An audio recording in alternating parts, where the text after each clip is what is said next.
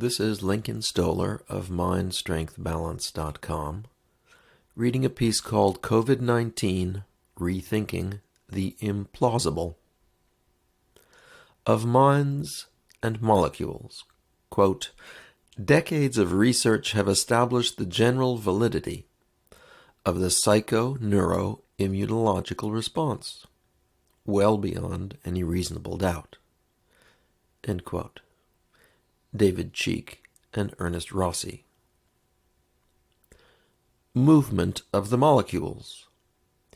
To say that a disease is of this organ or that organ presupposes a lot.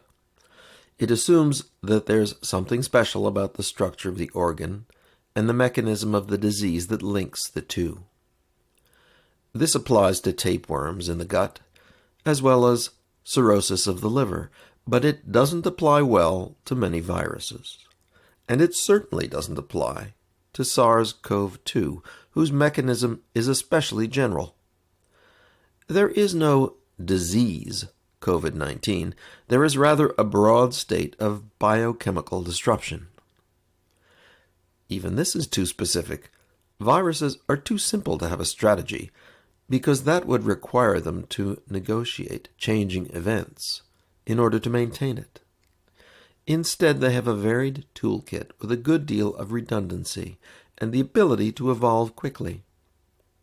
Evolution is to a virus what thinking is to us. It takes longer, on the order of months, and it's not built on inference. It's built on feedback. Quote, humans describe the contest between host and virus as a war, but the virus is not at war. Our enemy has no agency. It does not develop strategies for escaping our medicines or the activity of our immune system. SARS-CoV-2 virus has no plan. It doesn't need one. Absent a vaccine, the virus is here to stay. This is a pretty efficient pathogen, says Dr. Gary, a microbiologist at Tulane University. It's very good at what it does. End quote. Alan Burdick, correspondent for the New York Times. Evolution is a lot more scientific than the decisions we make on the basis of conjecture. Evolution explores opportunities experimentally and moves toward evidence-based results. Evolution never gets discouraged or depressed, which gives viruses the ultimate Vulcan mentality. They just do what works in proportion to the result. I'm not a virologist, so I have to think in simple terms. I understand the virus in terms of three imperatives. First, find and enter an environment that provides the tools for its reproduction. Second, use those tools to create copies of itself. And third, find a way out and endure the passage to the next reproductive environment. Stopping the virus from our point of view can happen at any of these steps. Our efforts at isolation, both isolating ourselves from each other and isolating the virus from us, are attempts at denying the virus an environment in which to reproduce. That's a conceptually simple solution. Quote, I usually picture it as an entity that comes into the cell and then falls apart. It has to fall apart to build some mini-factories in the cell to reproduce itself, and has to come together as an entity at the end to infect other cells. End quote. Dr. Melanie Ott, director at Gladstone Institute for Virology. Our attempts to heal people already suffering from viral infection is a much more complicated problem, as damage is already done and the virus is successfully accomplishing all three of its tasks. At that point, stopping one of the virus's main tasks will not make a person better. You need to stop all three. This is only made more difficult when we say the virus is a disease that manifests specific symptoms, because it doesn't. the problem of finding a cure is made more difficult by targeting the virus's symptoms rather than its causes. The first major dysfunction caused by SARS-CoV-2 occurs at our membranes. The membranes first affected are the ones it reaches first, which is usually the upper respiratory tract. This becomes serious when the virus reaches the lower respiratory tract of people whose metabolism is already impaired. For many people, notably the young and the healthy, the pulmonary system is not at risk and the virus will not do damage unless it gets further. For these people, the gut is the first serious disruption. This usually resolves in a few days, but that doesn't mean the virus is gone. It's still in you, and it's still looking. There are other points of vulnerability, if the virus can get to them. If the virus makes it into the blood, then it can assail the circulatory system or any organ to which it can be delivered, including the skin and the brain. Depending on the location, different systems will respond with different symptoms. There will be different paths to recovery in each case. I would not be surprised if the virus could affect the joints if it could find a way to get there. What's going on? Quote, "We tend to think of the brain as being like a puppet master pulling strings. But in reality, the brain is more like the symphony conductor, bringing some things up and quieting other things down." End quote. H. Craig Heller, Ph.D., in R. Brazil's The Molecules That Make Memory. It helps to know a little of what the virus is doing. In truth, that's all we know. A little. We know the simple things like how we get infected, although even that depends on things we don't know, like how well the virus survives out of the body, and how effectively it reestablishes itself through different channels.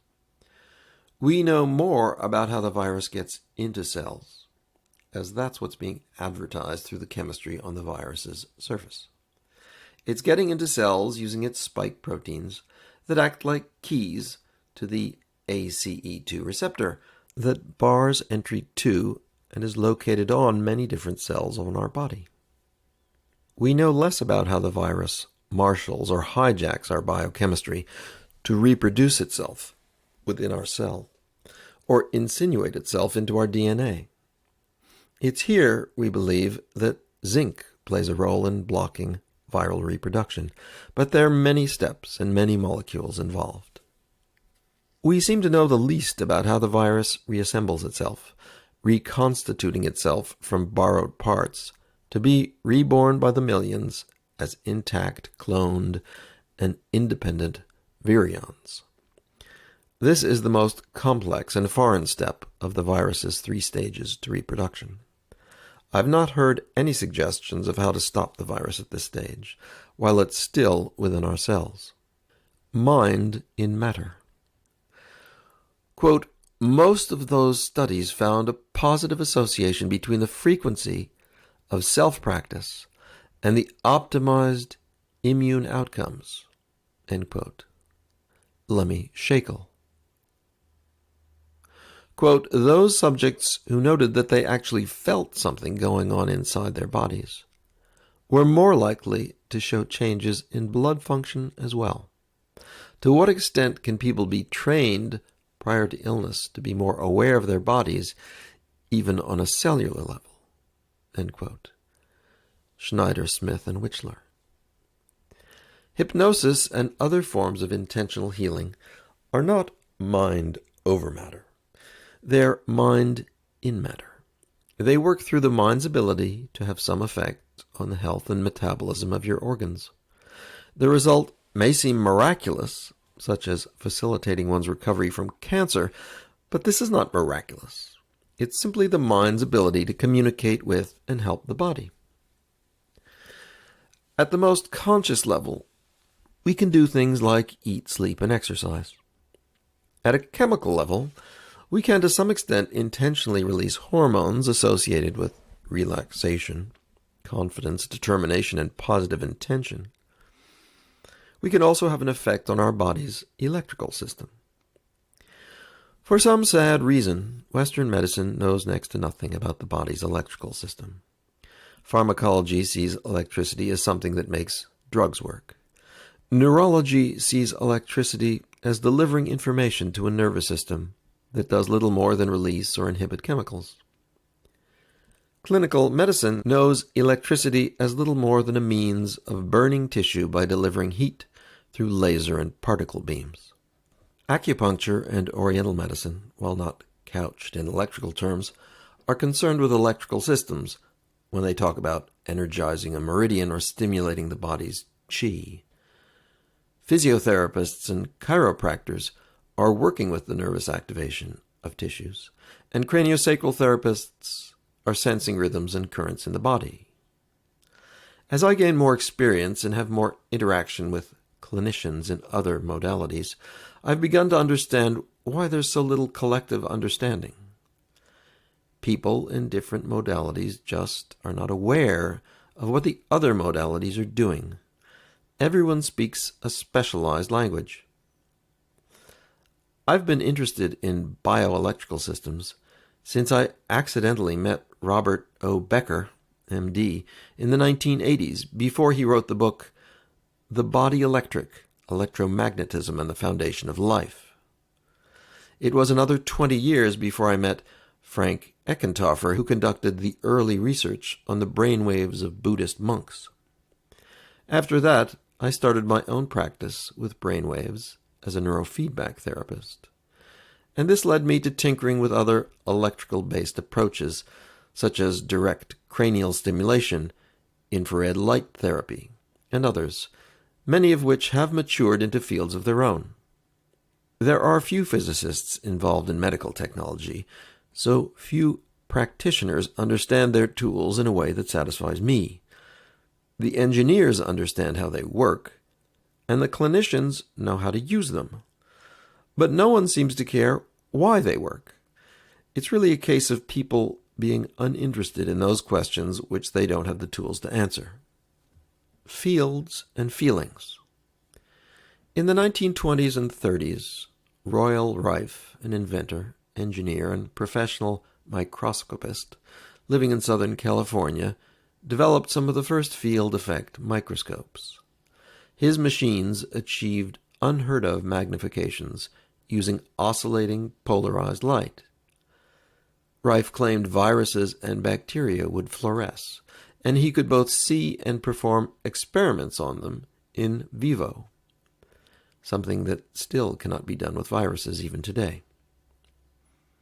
It's since been pointed out by well-meaning microscopists that his claim of 30,000 times resolution was physically impossible with a visible light microscope.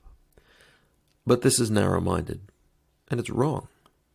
Rife was using ultraviolet light that allows finer resolution than visible light, and more importantly, he was using an oscillating field that made his subjects fluoresce. Quote, at various declinations of the refracted and polarized ray, normally invisible bodies would become visible in a color particular to their structure or chemical makeup. End quote.